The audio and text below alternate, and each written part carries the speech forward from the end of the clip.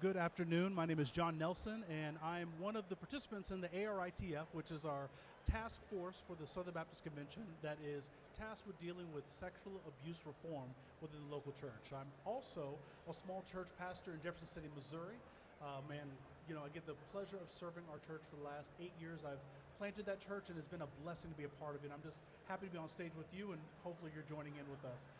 To my left is somebody that served on the task force with me. I'll let her introduce herself. Yeah, thanks, John. I am Kris Buckman, and I am the Children's and Youth Missionary from the Baptist Convention of Maryland and Delaware, and have been on the task force for about 1.5 years and have enjoyed every minute of it. Now, over the last year, there have been 9 volunteers, and the year before we had 9 other volunteers, and we all have been working to put together some great resources for the Southern Baptist Convention. This year specifically, Ms. Kris, we had 3 goals that we wanted to address. Could you help us with those 3 goals? Absolutely. Last year, after the state convention last year, we kind of regrouped and said there's so much to tackle. Let's focus on what we can feasibly accomplish as a volunteer team.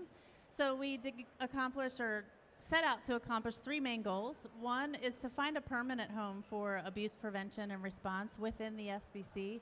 The other was to come up with a resource that kind of followed the resource that came out last year in New Orleans. And then the third one was to get the Ministry Check website up and running. And so we've spent the whole year working on those three goals. And it has been a Herculean task. It's something that we've really worked hard at, but why is this such an important thing for the local church? I know you serve your convention. Why is this important for local churches to have to deal with? It's important for local churches. A lot of times when it does happen, they have no idea where to go, what to do, who to see, who to call, and they'll piecemeal information. They'll get online, they'll start Googling. So we really hope that churches, whether they even have an incident or not, that they just get ahead of things and say we need to put things in place so that that does not happen to us. And so it's important to have a robust prevention system. Now the ARITF, we're 9 volunteers. We're from all over, SBC churches all over the nation. And as we've come together, I've heard online that we have many different things that are in the pot that we're trying to push at. But what would you say has been our main goal as a task force? Goodness. Well, I think one of the main things was completing this curriculum resource, which we're excited to share. Just went live today. Yes. So we're excited about that. So I know a lot of work has been on that. And gosh, I think we've given equal importance to all 3 goals. But I know for today, that this is one of the main things that we were rolling out today. Now, one of the things you have in front of you is the self-assessment for local churches. Now, last year we handed out those RAT cards. We had them for every Southern Baptist that was at the annual meeting. And there were 5 questions that were on there. Could you help us with those 5 questions that local churches should be able to answer? Absolutely. So it's just a quick, short church self-assessment. They ask 5 questions that revolve around the 5 essentials that we kind of unveiled last year: train, screen, protect, report, and care. So there's 5 questions on the back of the assessment, and the questions, I'll just read them quickly, are does your church provide ongoing sexual abuse awareness training for staff volunteers working with children, youth, and vulnerable adults? The second is, does your church have a robust screening process for staff and volunteers that includes applications, background checks, references, social media review, and a personal interview? The third question is, does your church have written abuse protection policies which are actively implemented by your staff and volunteers? The fourth question is, does your church have a plan of how to respond to allegations of abuse and to officially report abuse both outside of the church and within your church? And then the 5th question is, does your church provide resources to help care long-term for trauma survivors and their families? And so whether you can answer yes or no to all or some of these questions or none, we follow that up this year with the Essentials curriculum, with the idea being that once your church walked through the curriculum, you would be able to answer yes to all of those questions on the assessment. Wow, that seems like a lot for a local church. I mean, I'm a small church pastor. Most churches in the Southern Baptist Convention are under 100 people. So how does a church implement all of that? Because that was a lot in 5 questions for as a pastor thinking, how do I put that together for my church?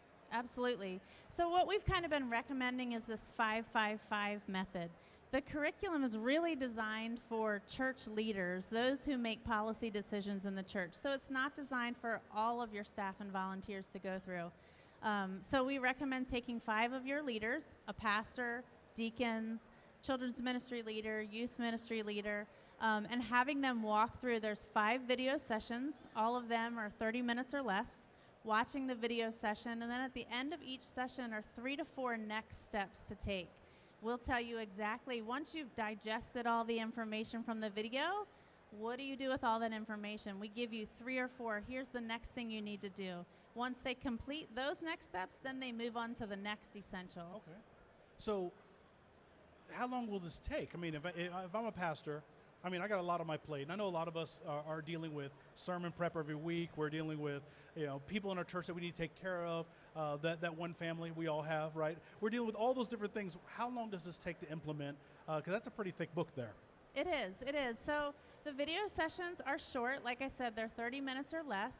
So we recommend you watching the video. It will take several weeks, if not a month, to implement the next steps, because they involve things like searching for a background check company, searching for a company to provide the sexual abuse awareness training, getting applications copied and tailored to your church and sent out and getting them returned.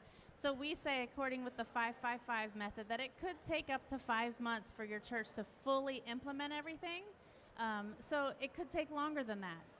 So what I hear you saying is by Christmas, if I were to take my time and get all this done, I could possibly have this done for my church. Absolutely. And are we creating, like you said, we're looking for a background check company.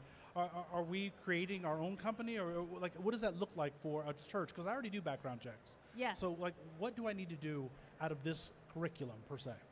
So the curriculum will give you a basic overview of the things you need to have, but we also list in here a chart of providers that are recommended for background checks, for sexual abuse awareness screening. And so we don't give you those in there. We can't run a background check for you, but we can give you some names of companies that can do that for you. Okay, well, again, I'm in a small church. I know everybody in my church. Mm-hmm. I know and trust everybody that's in my church. I've known them. I baptized most of them. Why do I have to do this? I know all the kids. I know everybody there. There doesn't seem a reason for me to have to do it. Why do I need to do it? Yeah. We hear that a lot from especially small churches, the fact that we know everybody. And the statistics tell us that 90% of children who are abused by someone they know and trust.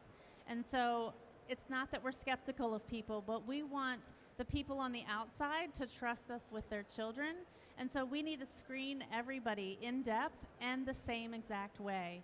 And so no matter how much we think we know people, whenever we hear stories in the news, that's usually one of the things you hear. We never suspected that person would have done that. How could that have happened? So we adopt it as policy, and then we just implement it through every person that wants to serve and volunteer with kids and students. I think the hard part about that is that, we live in a culture where our churches want to be safe places, and we generally are safe places, but unfortunately because the outside world doesn't see us as safe, because we don't do the basics that my daycare center does for my children. When I go to my daycare center, they run all of this information. Heck, I even coach for the local YMCA as a soccer coach. And as a soccer coach, I have to do background checks, I have to do assessments, all of this, but very seldomly do I have that in the local church. And so I love that we're putting this together, but like every other church that I know, we're tight on budget. I don't have a lot of extra money. I haven't had a raise in years. So like this seems expensive. That's a lot of stuff I got to do. Yeah. What does this look like for the church that doesn't have the money to spend on it? Yeah, that's a good question. Well, the curriculum is free. Doesn't cost you anything. So that's wonderful. We've kind of, when churches start to implement this, they will piecemeal from all different places. They'll try to find a policy from somewhere that they can work from. They'll try to find sample documents from places that they can work off. And we've kind of done all that work for everyone and put it into this. And so that's free. So that will save a lot of time for someone in the church. And then, yes, you will have to pay for background checks. And we've tried to do some work as to looking at companies that give churches kind of discounted rates for that things and stuff. But we have included sample documents for you in there as well. The cost will probably come in the purchase of abuse awareness training. But yeah, tried to cover everything in here for you. That's perfect. And I will say that a lot of our state conventions that I've noticed already have a partnership with some of the companies that we're working with. I'm a Missouri Baptist, and I know we work with Ministry Safe. There's many others that have different connections to different ones, and working through your state convention might be one of the best options because I know that you get a discount sometimes. Absolutely. They do bulk discounts for working with so many different churches, which can be a blessing in a lot of ways because not every church has the funds, the ability to do that. And I've even heard some I don't know, you may want to talk to your EDT, but I've heard some of them even give scholarships if you really don't want, because we want our churches to be the safest place they possibly can be for children and vulnerable adults. And really that's the key here, is for children and vulnerable adults. I think it's hard because so many times we hear these things are removed from us. They're in the news. They're in churches away from us. We read about them in maybe Baptist Press or some other news source. But what is the frequency of it becoming us, our church, our local church? Like, has that happened in you? Has that happened? I know it's happened in our life. Yeah. Well, we're definitely not immune to it. Yeah. And when we have low barriers in our churches, as far as not a lot of screening mechanisms and just not a lot of overall awareness, we become almost sitting targets for predators. And so we really do need to do better. And I also think you hear oftentimes a lot, well, it doesn't happen in our church, or we don't hear about it that much. This training and this curriculum specifically is going to give you training because we serve kids, students, vulnerable adults from all walks of life. Lots of times they're affected by this happening outside, and we need to know what the signs and symptoms are and trained how to get those people the help that they need. But we have to first be able to spot it and then where to send them for help.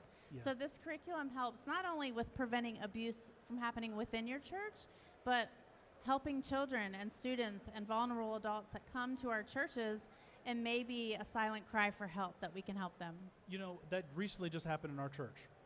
We had a young lady that as a part of traveling with NAM and traveling with IMB, you have to do the sexual abuse prevention. And we were doing our mission trip, and we were going through the sexual abuse thing, and I'm sitting here with another leader, and I'm watching her physical reaction to the videos that we're watching. And as she is looking at the videos, you see her just agitated.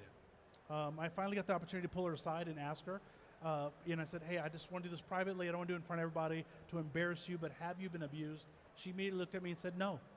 I said, okay. I mean, you can understand why I didn't want to ask in front of anybody. She goes, I understand. Thank you for not embarrassing me. I said, it's all right. The next day, she came back, sitting amongst her friends, and said, Pastor John, I need to tell you, I was. I can tell you 2 years ago, I never would have recognized those. I never would have saw that in that young lady. I never would have understood exactly what was going on in her heart and even in her body as she was just watching a video about something that has happened to her. And to reassure her in that moment, it was not your fault. You didn't do this. Let's get you some help so that you can begin to heal. And she is an amazing young lady that is starting the healing process. It was not an easy process. But I can tell you, as a small church pastor 2 years ago, I wouldn't have known anything about it without having gone through this, spending time on this task force. So I know exactly what you're talking about, in that you see that over and over, and you just don't know who in your church has gone through it. The people that are right next to you that you serve with, that have dealt with or maybe have been victims themselves. And we think of children, but we also talk about vulnerable adults that are a part of this also, and it's a huge aspect of it. And so I'm very excited for this resource for the local church. I think a lot of large churches are already doing it. I think your state convention's already doing it. Is that right? Yes, yeah. And for large churches, again, this curriculum was kind of designed for that smaller, medium to smaller size church. Yes. But we've had in our state, we had some large church kind of walk through something similar like this, a cohort, and even they found gaps in their policies and procedures and gaps in their prevention systems that they had set up. So even though you're a large church and you say we're doing all these things, it's helpful just to go through and make sure you're not missing anything. Right. Well, as we finish up, because we only got about a minute left, what would you like to say to the people that are walking around the convention hall, that are watching online, about our convention, about our task force and what we've done? I think it's just wonderful to know that this is a wonderful group of people that have been working together in the last 2 years. And I would just say, too, that churches should be the last place where someone experiences abuse, but it should be the first place they can come to find hope and healing. And so this curriculum will help them be prepared for both of those. I think with that, we're going to finish, and thank you so much for joining us online. It has been a pleasure to serve for this task force for the last year, and we hope that all the resources we put out, even moving forward, are a blessing to your church, to your people, that it becomes a place of healing and hope of the gospel. Thank you very much, and God bless you.